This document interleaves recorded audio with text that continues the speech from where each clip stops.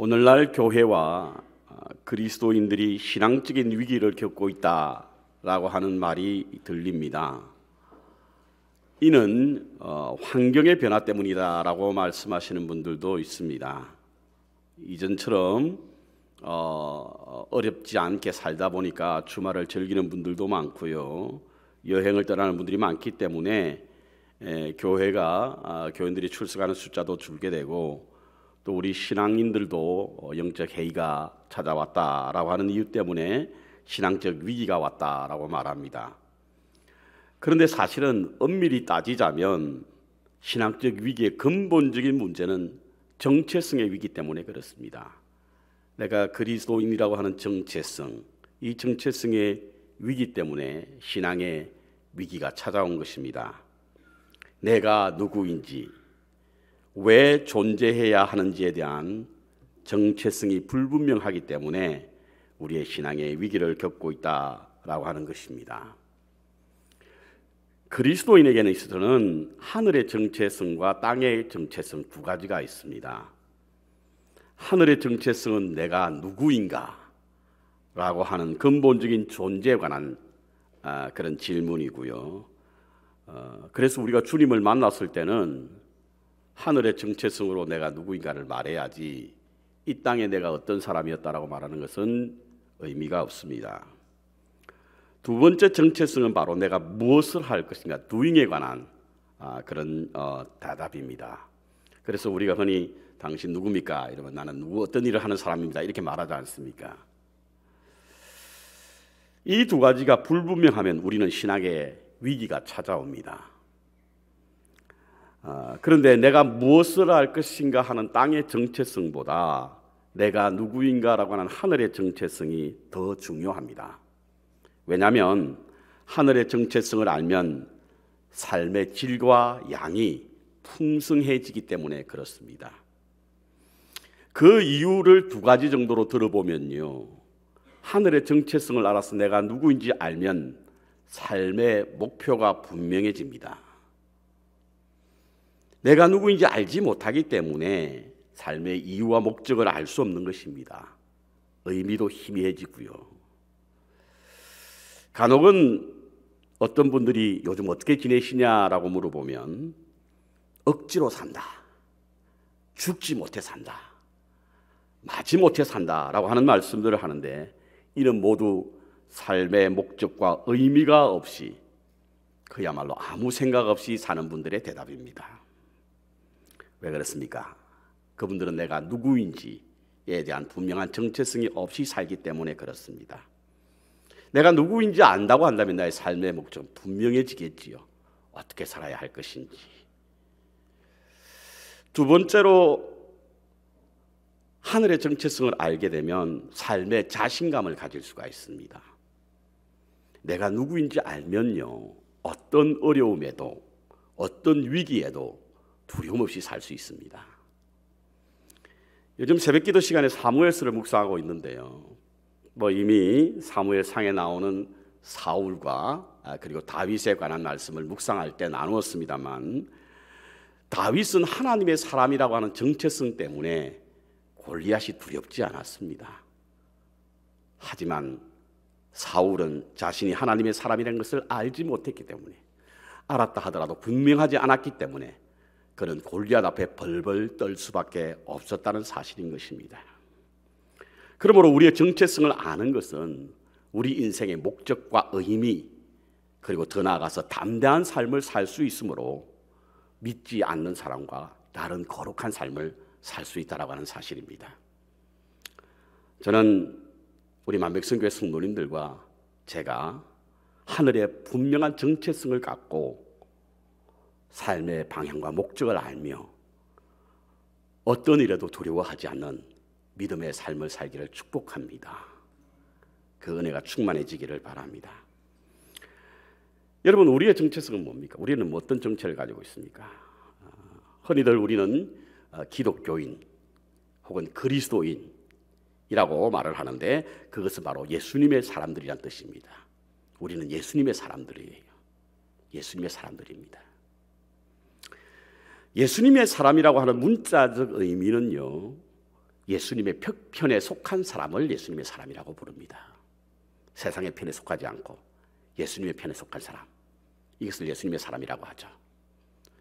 두 번째로 예수님의 가르침대로 살아가는 사람, 세상의 가르침을 따르는 것이 아니라 예수님의 가르침을 따르는 사람, 이런 사람이 예수님의 사람입니다. 그리고 예수님을 쫓는 사람, 세상을 쫓아서 사는 것이 아니라 예수님만 바라보며 사는 사람, 이와 같은 사람이 바로 예수님의 사람입니다. 내가 그리스도인이라고 할 때에 나의 삶의 모습과 상관없이 세상 사람들이 우리를 향하여 예수님께 속한 사람, 예수님의 가르침대로 살아가는 사람, 그리고 예수님을 따르는 사람이라고 보는 것입니다. 그것이 우리가 가진 그런 영적 정체성이기 때문에 그렇습니다. 그렇다고 한다면 예수님의 사람의 삶의 모습은 어떠한가? 예수님의 사람의 삶의 모습, 오늘 본문에서 그 해답을 찾아보려고 합니다. 첫 번째로 예수님의 사람의 삶의 모습은 바로 나를 십자가에 못 박는 사람이 예수님의 사람의 삶의 모습입니다. 나를 십자가에 못 박는 사람. 갈라디아서 5장 이 말씀은 우리가 너무나 잘 알고 있는 말씀입니다. 특히 그 가운데 육체의 일과 성령의 열매, 이것은 뭐 다들 알고 있는 말씀이죠.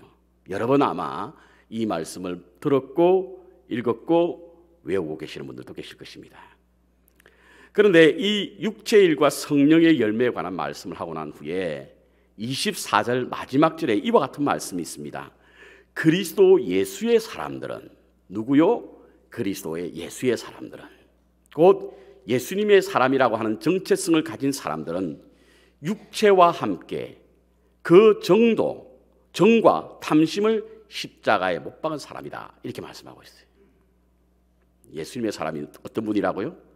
육체와 함께 정과 탐심을 십자가에 못 박은 사람이 바로 예수님의 사람이다, 이렇게 정의하고 있습니다. 그렇습니다. 육체와 함께 그 정과 탐심을 십자가에 못 박은 사람이 바로 예수님의 사람입니다. 오늘 이제 16절부터 보면요, 14가지의 육체의 일이 나옵니다. 이 육체의 일 가운데는 우리에게 익숙한 것도 있고 생소한 것도 있습니다. 우리의 가슴이 뜨끔하게 만드는 것도 있고, 또 우리는 여기와 상관없다라고 생각하는 분들도 있죠. 19절에 육체의 일이 현저하니 곧 음행과 더러운 것과 호색과 우상숭배와 술수와 원수 맺는 것과 분쟁과 시기와 분냄과 당짓는 것과 불리함과 이단과 투기와 술취함과 방탕함과 또 그와 같은 것들이라. 14가지 육체의 일. 그런데 이 14가지 육체의 일을 좀 꼼꼼히 살펴보면요, 우리가 무심코 지나칠 수 없는 두 가지 주는 교훈이 있습니다. 그 첫 번째가 뭐냐면 이 육체의 일은 모두 다 나를 위한 삶을 살아가는 사람들에게 나타나는 증거예요. 14가지가 모두 나를 위해서 살아가는 사람들, 그 사람들에게 나타나는 일이 바로 육체의 일입니다. 내 중심적인 것, 육체의 일을 쫓아가는 사람들의 공통점이 바로 내 중심적인 것, 나를 위한 삶.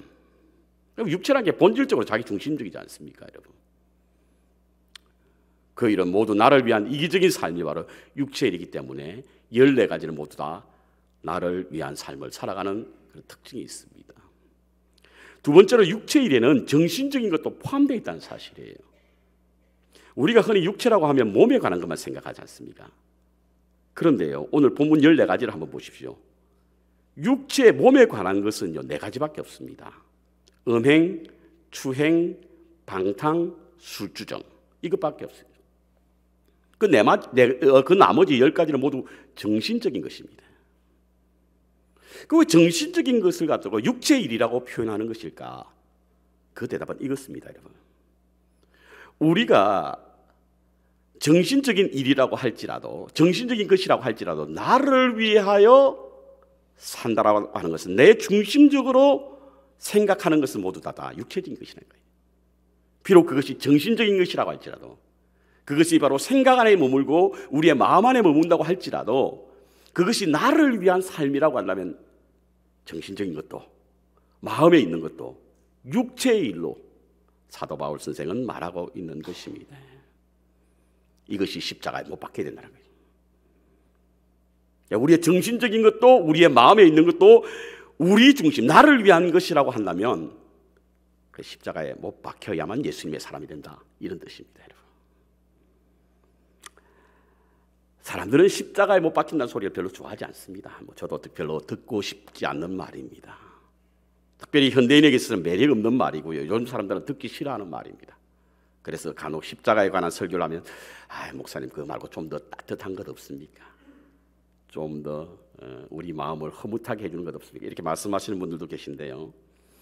그런데 십자가에 관한 복음에 관해서 듣고 싶지 않았던 사람은 오늘날 우리 시대 사람뿐만 아니라 이 갈라디아 교회도 마찬가지였어요. 오늘 본문을 기록했던 갈라디아 교회도 말이죠. 갈라디아 교회는 사도 바울 선생이 1차 전도 여행을 할 때 세웠던 교회입니다. 그리고 그 후에도 끊임없는 관심을 갖고 전도 여행 중에 한 번도 빠뜨리지 않았던 곳이 바로 이 교회였습니다. 바울을 통해서 세례도 받고 성령 체험도 했던 교회가 이 갈라디아 교회죠. 그래서 바울에게 있어서 남다른 교회가 이 갈라디아 교회였습니다. 그런데 그 교회에 가짜 복음이 들어오기 시작한 거예요. 어떤 복음? 믿음으로 구원을 얻는다라고 하는 것은 있을 수도 없는 것이다, 이렇게 말하는 사람들이 있었어요. 왜? 구원이라고 하는 것이 어떻게 믿음만 가지고 할 수 있느냐? 뭔가 플러스 뭐가 있어야 되지 않느냐? 이것을 받아들이기는 너무 쉽다는 거예요. 소위 말하는 too good to be true, 너무 쉬워서 믿을 수 없다. 이것이 바로 갈라디아 교회 사람들이 주장했던 겁니다. 그래서 믿음으로 구원도 받지만 거기에 add해서 플러스 할례도 받아야 하고 율법도 지켜야 한다. 이것이 바로 그들의 주장이었습니다. 표면적으로 볼 때 매우 합리적이고, 그리고 이들의 신앙이 하나님에 대한 열정, 하나님 나라에 대한 갈망이 있음이 보여집니다. 그런데 그들의 주장 가운데는 보이지 않는 숨겨진 것이 있습니다. 무엇이냐면 바로 믿음으로 구원을 얻는다라고 하는 것을 가르치게 될 때 반드시 함께 오는 것이 바로 십자가입니다. 십자가. 우리는 믿음으로 구원을 받지만 우리를 위하여 대속의 제물로 돌아가신 예수 그리스도가 있겠고, 그 그리스도를 믿는 믿음 안에서 우리가 구원을 얻는다고 하니 자신들도 십자가를 져야 한다라고 하는 도전이 있기 때문에 그것을 피하기 위해서, 감추기 위해서 율법과 할례를 강조한 것입니다. 이때 바울은 아주 힘주어 강조하고 있죠. 일관되게 우리의 육체가 십자가에 못 박혀야 된다는 거예요. 주님과 함께 십자가에 못 박혀야만 된다는 거예요. 그래야 우리가 예수의 사람이 될 수 있다는 거예요. 여러분, 육체가 십자가에 못 박힌다라고 하는 것은 내가 죽는다는 뜻 아니겠습니까? 그렇죠? 내가 죽는다는 뜻입니다. 한국 교회에 아주 큰 핵을 그었던 한 분이 계십니다. 우리 고 이중표 목사님, 한신교회 담임하셨던 목사님이죠. 이분이 주장하셨던 게 별세 신학입니다. 이분은요, 신학이 없는 목회는 나침판이 없는 배와 같고, 교회를 섬기는데 도움이 되지 못하는 신학은 죽은 신학이다, 이렇게 주장함으로 말미암아 신앙과 신학에 대하여 바른 길을, 바른 방향을 제시하신 분인데요, 이 목사님이 죽음의 신학, 그 별세 신학을 강조하셨습니다. 우린 죽어야 된다 이겁니다. 죽어야 된다. 그런데 이와 같은 신학을 강조하게 된 것은 바로 그분의 경험에서 나온 겁니다. 우리 이 목사님께서도 아마 그 교회 섬기는 분들 가운데 아주 힘들게 하시는 분이 계셨나 봐요. 그래서 하나님 앞에 간절히 기도했다고 합니다. 하나님, 너무 힘듭니다. 저분을 좀 바꿔주시옵소서. 생각도 바꿔주시고 태도도 바꿔주시고 섬기는 일에도 좀 바꿔주시옵소서. 이렇게 기도했다는 거예요. 열심히 기도하다가 하나님의 음성을 들었다는 거죠. 어떤 음성? 나도 그를 고칠 능력이 없어. 나도 그를 고칠 능력이 없어. 그런데 고칠 능력은 없지만 내가 죽을 능력은 있어. 그래서 내가 죽은 거야. 이러더라 합니다.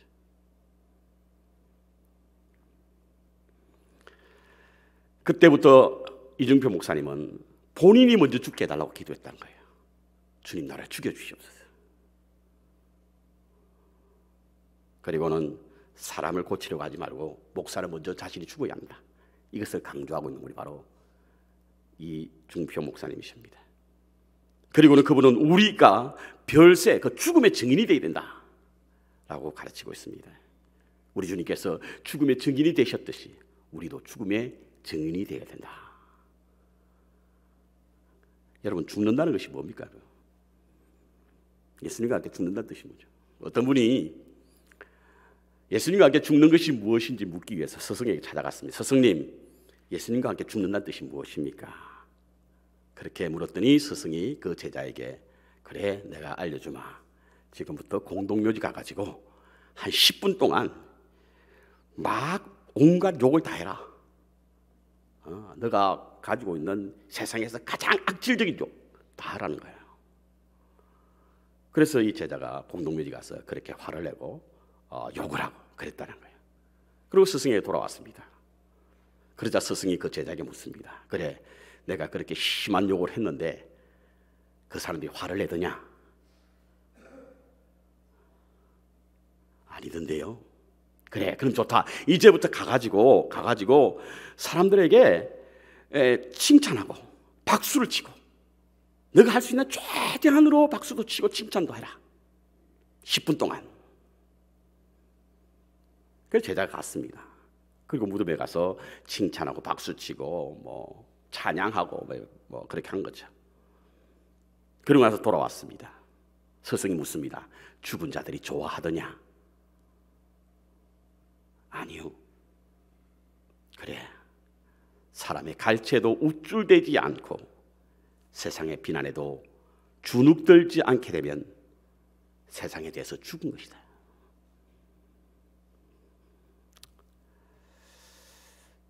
육체와 함께 정과 탐심, 그리고 정신과 마음, 전 인격이 십자가에 매달려야 합니다. 그래야만 예수님의 사람이 될 수 있습니다. 두 번째로 주님과 함께 부활해야 합니다. 육체와 함께 정과 탐심을 십자가에 못 박은 이유는 그리스도와 함께 살기 위함입니다. 우리가 너무나 잘 알고 있는 갈라디아서 2장 20절, 내가 그리스도와 함께 십자가에 못 박혔나니 이제는 내가 산 것이 아니요 내 안에 그리스도께서 사신 것이라. 여러분, 살지 않으면요 죽는 것은 의미가 없습니다. 그리스도와 함께 살기 위해서 우리는 죽는 것입니다. 내가 죽어야만 그리스도께서 사시는 것이 내가 죽는 거잖아요. 그렇기 때문에 우리는 죽음으로 끝나는 것이 아니라 그리스도와 함께 살아야만 예수님의 사람이 될 수 있습니다. 주님과 함께 산다는 게 뭡니까? 우리 이 말씀을 참 많이 듣는데 정확하게 주님과 함께 산다라고 하는 것이 우리의 삶의 증거로 나타나지 않아서 부활이라 그러면 내가 죽어서 다시 살아나는 것을 부활로 생각하는구나 라 생각하는 분들이 많이 있는데요, 그리스도와 함께 산다는 것은 무슨 의미하는 것일까? 지난번 아프리카를 가면서 책을 한 권 샀는데요, 그 책 가운데 하나가 뭐냐면 아직 펴보지 못한 죽음, 아직 펴보지 못한 책 죽음이라고 하는 책입니다. 이 책은 사회의 지명도가 높은 저명 인사들이 자신들이 가진 죽음에 관한 그런 글들을 3페이지 내지 4페이지 정도로 글을 쓴 것을 함께 편집해서 묶은 책이 바로 이 책입니다. 그런데 그곳에는 이 대천덕 신부의 짧은 글 하나가 소개되고 있습니다. 그분의 말씀을 좀 인용해 보면요, 그분이 성령 충만에 관한 말씀을 설명하면서 성령 충분과 성령 충만을 나누어서 구분해야 된다 이렇게 말하고 있습니다. 우리 한글역에는 그냥 성령 충만이라고 말하고 있지 않습니까? 그런데 그분은 성령 충분과 성령 충만을 나누어야 된다라고 합니다. 왜냐하면 원어가 그렇게 나눠져 있다는 거예요. 플레레스와 플레테스가 나눠져 있다는 겁니다. 이 플레테스와 플레레스가 뭐가 다른가? 플레레스라고 하는 것은요, 충분히 채워져 있는 상태, 지속적으로 채워져 있는 상태를 플레레스라고 그러고요, 플레테스는 일시적으로 나타나는 그런 성령의 임하심, 이것이 바로 플레테스라고 하는 겁니다. 그리고 플레레스라고 하는 것은 내적인 것을 말하는 것이고요, 플레레스는 외적인 것을 말하는 것이랍니다. 또한 플레레스는 드러나지 않는 성령의 열매를 말하는 것이고, 플레레스는 보이는 은사를 말하는 것이라고 합니다. 그런데 우리가 소위 말하는 성령 충만, 성령 충분은 바로 플레테스가 아니라 플레레스라고 하는 이야기인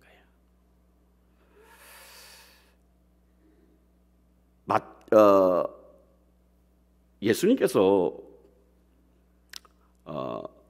저희들에게 말씀을 하실 때에 많은 사람들이 이 플레테스, 소위 말하는 성령의 은사, 이것을 가지고 성령이 임했고 성령의 역사를 말하는데, 사실은 마태복음 7장 22절에 보면요, 22절에 보면 소위 말하는 플레테스, 그 성령의 외적인 드러남, 이것에 대해서 예수님은 매우 매몰차게 그것과 거리를 두었습니다.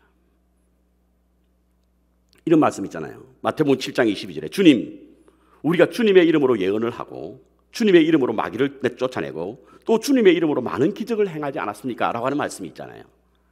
이때 주님은 그들과 거리를 두기 시작합니다. 거리를 두기 시작해요. 나는 도무지 너를 알지 못한다. 나를 떠나라. 아니, 제자들이 행한 일은 정말 성령의 역사를 따라 행한 거예요. 하나님의 영이, 하나님의 역사가 있었기 때문에 예언도 하고 마귀도 쫓아내고 또 주님의 이름으로 많은 기적도 행했지 않습니까? 그런데 주님께서는 나는 널 도무지 모른다는 거예요. 나를 떠나라는 이야기입니다. 이것이 뭐냐면 바로 성령이 일시적으로 임하는 성령 충만이라고 하는 이야기예요.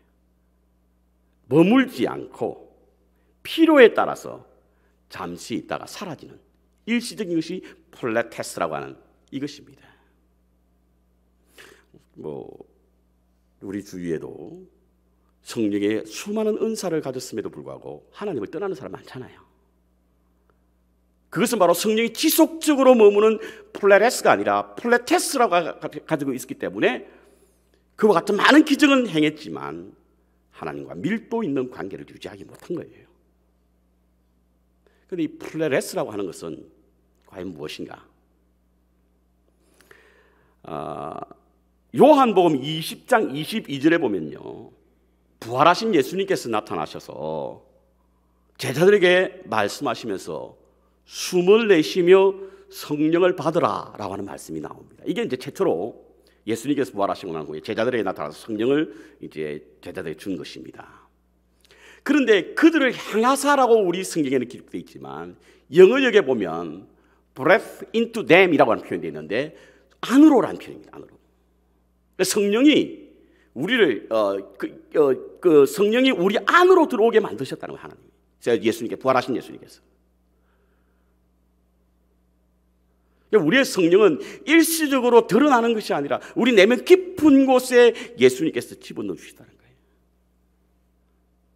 이것이 이제 오순절 다락방에 겉으로 드러나기 시작한 거죠. 그 전에 이미 우리 주님께서는 부활하셨을 때에 성령을 우리 속으로 집어넣어 주셨다는 이야기예요. 그래서 우리 안에는 성부 하나님, 성자 하나님, 성령 하나님이 머물고 계시는 거예요. 이 성령이 우리에게 지속적으로 우리 안에 머물므로 말미암아 하나님과 밀도 있는 관계를 만들어가는 것입니다. 그러니까 주님과 함께 산다라고 하는 표현은요, 그 부활이라고 하는 것은 삼위일체 되시는 하나님과 예수님 그리고 성령님이 우리 안으로 들어와 사는 것이 바로 부활하는 겁니다. 뿐만 아니라 부활의 삶이라고 하는 것은 우리 안에 들어와서 성령께서 들어와서 지속적으로 머물므로 말미암아 성령의 지시를 따라 살아가는 것이 바로 성령의 부활의 삶입니다. 죽어서 가는 것이 아니고요, 죽어도 살아나는 그것이 아니고요, 그것만이 아니고 우리가 살아있을 때도 우리 안에 성령께서 들어오셔서 지속적으로 우리와 관계를 통해서 살아계신 예수 그리스도를 증거하게 하는 것이 바로 부활의 삶이라고 하는 것입니다. 이렇게 하나님과 지속적인 관계를 갖게 될 때 어떤 현상이 일어나느냐? 성령의 열매가 맺어진다는 거예요. 성령의 열매를 우리 힘으로 맺는다는 것은 말도 되지 않는 이야기입니다, 여러분. 사랑과 기락과 화평과 오래 참음과 자비가 영적 어떤 것을 우리가 할 수 있습니까? 아무리 노력해도 되지 않는 것이 바로 성령의 열매예요. 여러분, 그렇게 성령의 열매를 맺고 싶은데 노력하는 것은요, 사실 우리 힘으로 할 수 없는 일을 지금 하고 있는 거예요. 열매를 맺는 것은, 가지가 열매를 맺는 것은 나무에 붙어 있어야만 열매를 맺잖아요. 우리가 성령의 열매를 맺기 위해서는 우리 안에 머무시는 성령과 지속적인 관계를 통해서 살아있는 예수 그리스도의 삶을 살게 될 때 자연적으로 맺혀지는 것이 바로 성령의 열매입니다. 그래서 우리의 삶 속에 성령의 열매가 맺어지지 않는다고 한다면 바로 우리가 하나님과의 관계를 점검해 보아야 할 줄로 믿습니다. 관계 점검. 물론 일시적인 성령 충만도 필요합니다. 하나님의 사역을 하려다 보면 외적인 성령의 역사도 필요하지 않습니까? 그러나 그것으로 불충분하다는 거예요. 그것으로는 우리가 성령의 열매를 맺을 수 없다는 겁니다. 왜냐하면 이방인들도 그와 같은 일을 하거든요. 주술가들도 하지 않습니까? 점쟁이들도 미래를 보잖아요. 그것으로 예수님의 사람이라고 할 수 없다는 이야기입니다. 예수님의 사람이라고 하는 것은 성령의 열매를 맺는 사람인들인데, 그 사람들은 주님과 함께 부활함으로 말미암아 우리의 삶 속에 지속적인 성령과의 관계를 통해서 열매 맺는, 이것이 곧 예수님의 사람이라고 하는 사실인 것입니다. 그것이 부활의 삶을 살아가는 우리들이라는 사실인 것이죠. 그렇다면 주님과 함께 살아있는 믿음으로 지속적인 관계하는 성령의 충분이 바로 예수님의 사람입니다. 저는 사실 매일 설교를 준비하면서 매우 심한 갈등을 겪는 것 중에 하나가 뭐냐면 우리의 삶과 우리의 믿음의 괴리입니다. 괴리. 교회 와서 하나님의 말씀을 들을 때는 이렇게 살아야 되겠다 생각하다가도 교회 문을 나서는 순간부터 우리 세상이라고 하는 것에 도전을 받습니다. 육체라고 하는 것에 도전을 받습니다. 그래서 이렇게 살아야 하는데 살지 못하다 보니까 우리의 정체성이 흔들리는 거예요. 오늘 본문의 말씀을 우리 이제 대입해 보면 우리가 예수님의 사람으로 살아야 되는데, 곧 내가 죽고 그리스도와 함께 내가 살아야 되는데, 그것이 분명하게 예수님의 사람인데 우리가 문 앞에 나서는 순간 우리 그걸 다 잊어버립니다. 아니, 잊으려고 노력합니다. 왜냐하면 육체 소욕을 따라 살아갈 때가 많기 때문에 그렇습니다. 그럼에도 불구하고 저는 이 말씀을 가지고 우리가 도전하는 이유는 주님을 향한 우리의 믿음을 잃지 않게 하기 위함입니다. 내가 예수님이라고 하는 사람의 믿음을 잃지 않기 위해서 하는 겁니다. 그래서 우리의 삶의 무게에 두어야 할 대상이 바로 하나님임을 고백하기 위해서 이 말씀을 붙들고 도전하는 것이죠. 자기를 십자가에 못 박는 일은 정말 피하고 싶고 우리가 사는 삶을 살기를 원하는 것이 오늘 우리의 모습들입니다. 그러나 잊지 말아야 합니다, 여러분. 성령님은 예수 그리스도의 십자가의 혈육으로 인해서 오시는 하나님의 영이십니다. 십자가는 성령의 충분함으로 나아가는 관문이고 수문입니다. 성령의 인재를 열어놓는 열쇠입니다. 십자가를 통해서 급의 생수의 강이 흘러 넘친다는 사실을 잊지 말아야 합니다. 그래서 우리는 우리의 육체와 정과 탐욕을 십자가에 매달아야 합니다. 그리고 내 안에서 그리스도께서 살아있어 지속적으로 주님과 관계를 해야 됩니다. 그때 비로소 우리는 예수님의 사람이 될 수 있고 성령의 9가지 열매를 맺을 수 있다는 사실입니다. 예수님의 사람이 되기를 원하는 이유는 바로 예수님과 동행하기 위한 것입니다. 함께하기 위함입니다. 하나가 되기 위함입니다. 저는 저와 여러분이 나는 죽고 그리스도께서 사심으로 말미암아 우리 주님과 동행하고 함께하고 하나가 되는 놀라운 은혜가 있기를 바랍니다.